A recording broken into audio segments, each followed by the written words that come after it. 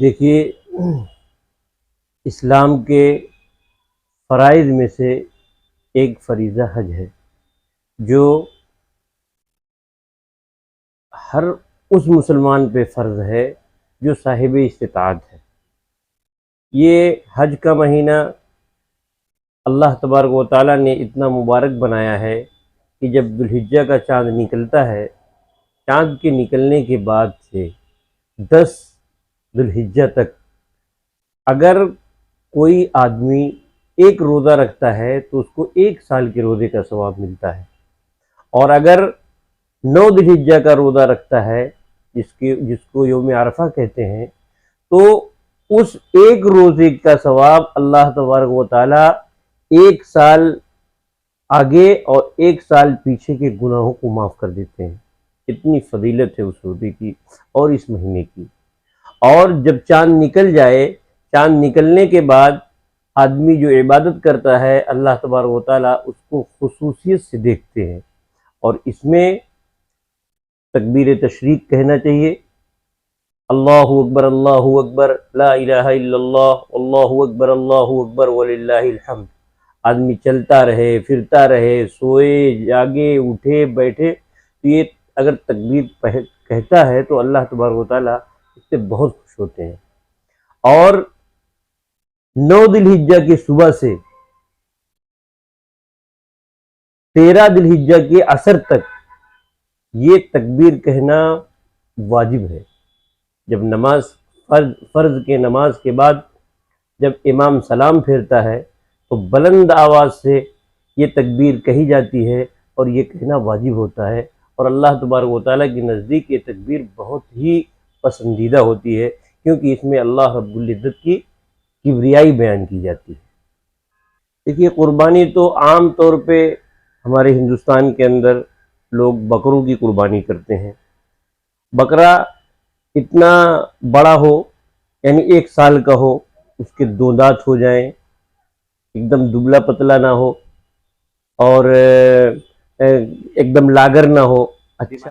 بیمار نہ ہو، یعنی اس کے ناک، کان، پیر وغیرہ سب صحیح ہو، تو اللہ تبارک و تعالیٰ اس قربانی کو قبول کرتے ہیں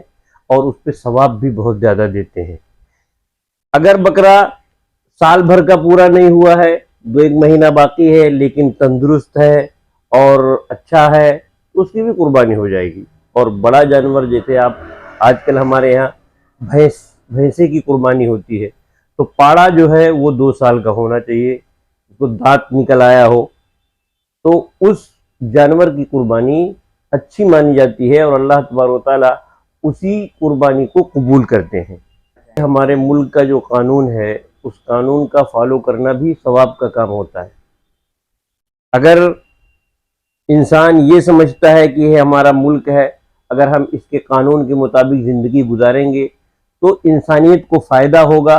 اور لوگ قاعدے سے رہیں گے، تو اس حساب سے زندگی گزارنے میں بھی ثواب ہوتا ہے۔ اگر گورنمنٹ نے، حکومت نے کسی جانور پہ پابندی لگا دی ہے اور اس جانور کو ہم ذبح کرنا چاہیں تو نہیں کرنا چاہیے۔ مثال کے طور پہ جیسے سفید جانور ہوتا ہے، اس پہ گورنمنٹ نے پابندی لگائی ہے، تو اب ہمارے اوپر ضروری ہے کہ ہم وہ کام نہ کریں جس کو گورنمنٹ نے منع کیا ہے،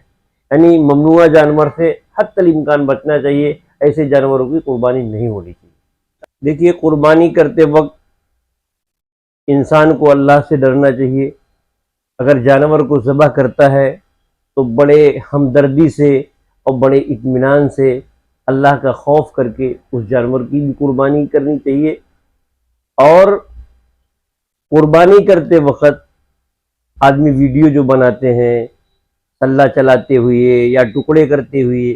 یہ سب بھی ویڈیو نہیں بنانا چاہیے، اور سوشل میڈیا پہ یہ سب ڈالنا نہیں چاہیے، کیونکہ ہم ایسے ملک میں رہتے ہیں، ایسے حساس ملک میں رہتے ہیں جس میں ہر طرح کی قومیں رہتی ہیں۔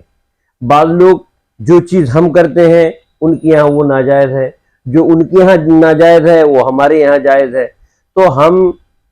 گنگا جمنی تہذیب کو لے کر کے ہر مسالک کا احترام کر کے، ہر مذہب کا احترام کر کے ہم کو اپنے مذہب کے اوپر عمل کرنا ہے اور اپنے مذہب کا فالو کرنا ہے۔ لہذا تمام کے تمام مسلمانوں سے ہماری درخواست ہے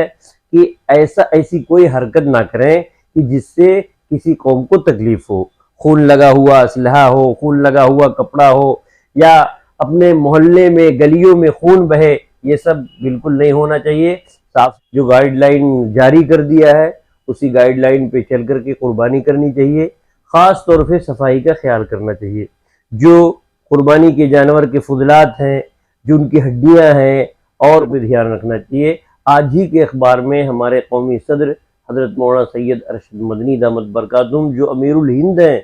انہوں نے ٹویٹ بھی کیا ہے اور انہوں نے اخباروں میں کہا ہے کہ